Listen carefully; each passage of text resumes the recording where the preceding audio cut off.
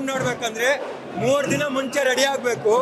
UI ಫಿಲಮ್ಗೆ ಹೋಗ್ತಾ ಇದ್ದೀನಿ ಅಂತಂದ್ರೆ ನಿಮ್ಮ ಮನೆಯಲ್ಲಿ ಕ್ಯಾನ್ಸರ್ ಇರಲಿ ಏನೇ ಇರಲಿ ಅದೆಲ್ಲ ಯಾವ ತಲೆಯಲ್ಲಿ ಬರಬಾರ್ದು. ನಾನು UI ಫಿಲಮ್ಗೆ ಹೋಗ್ತಾ ಇದ್ದೀನಿ ಅಂತ ಫಿಕ್ಸ್ ಆಗಬೇಕು. 3 ದಿನ ಬಿಟ್ಬಿಟ್ಟು ಫಿಲಮ್ ನೋಡೋಕೆ ಬರಬೇಕು. ಫಿಲಮ್ ನೋಡಿ ಆದಮೇಲೆ ಸತ್ಯ ಸುಳ್ಳು ಯಾವುದು ರಿಯಾಲಿಟಿ ಯಾವುದು ಪೊಲಿಟಿಕ್ಸ್ ಅನ್ನೋದು ತಿಳ್ಕೋಬೇಕು. ಸಿನಿಮಾ ಆದಮೇಲೆ ಡೈರೆಕ್ಟಾಗಿ ನಿಮಾನ್ಸ್ಗೆ ಹೋಗಬೇಕು. ನಿಮಾನ್ಸ್ ಹೋದ್ಮೇಲೆ ಚೆಕ್ ಮಾಡಬೇಕು ನಾನು ಸರಿಯಾಗಿರ್ಬೇಕಂದ್ರೆ ನೋಡಿದ್ದೀನಂತ. ಆಮೇಲೆ ನೀವು UI ನೋಡೋಕೆ ಬರಬೇಕು. ಯಾಕೆ ಕೇಳ್ತಾ ಇದ್ದೀನಿ ಅಂತಂದರೆ ಇಂಥ ಒಂದು ಸ್ಟೋರಿನ ಇಂಥ ಒಂದು ಕಥೆನ ರಿಯಾಲಿಟಿ ನಿಮಗೆ ತುಂಬ ಹತ್ತಿರ ಇರೋ ಸ್ಟೋರಿನ ನಿಮಗೆ ಮುಖಕ್ಕೆ ಹೊಡೆದಂಗೆ ಸತ್ಯ ಹೇಳಿದರೆ ಯಾರು ಒಪ್ಪಲ್ಲ.